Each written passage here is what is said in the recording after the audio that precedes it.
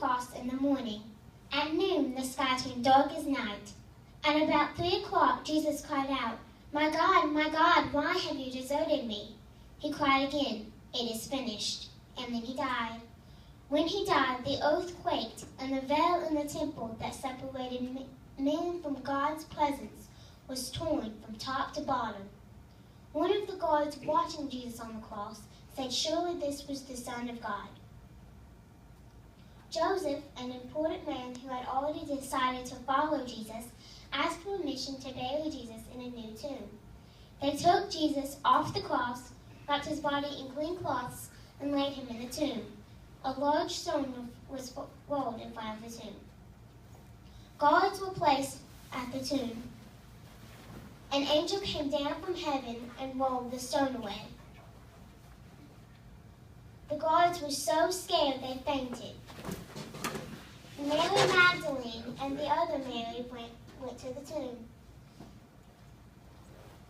The angel said to the women, "Do not be afraid. He is not here. He has risen just as he said he would. Quickly, go and tell his disciples."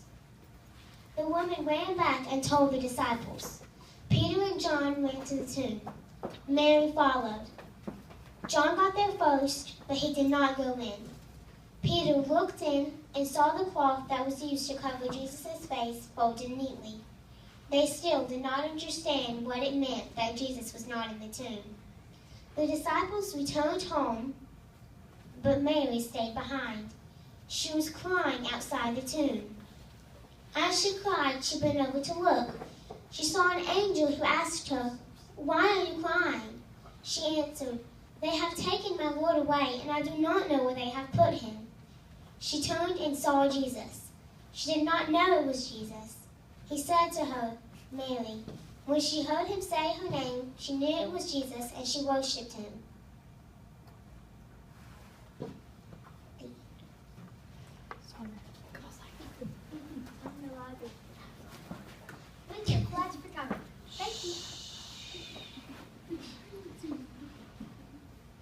The disciples were hiding in a house behind a locked door. They were afraid. Jesus came to where they were so they would believe and not be afraid anymore. He told them that he was alive just as he said he would be. He told them to... He opened their minds. He opened their minds to know that everything he said to them was true. He told them to go and tell the others the good news. He had suffered and died, and now he was alive. Everyone could have forgiveness and return to God. Jesus was with these men for 40. He showed himself to these men, giving them many convincing proofs that he was alive. He was with them for 40 days, telling them about God's kingdom. He said to them, "You will receive power and tell people all over the world about me." After he said this, they all watched. He was taken up. He was taken up to heaven. They all watched as he ascended.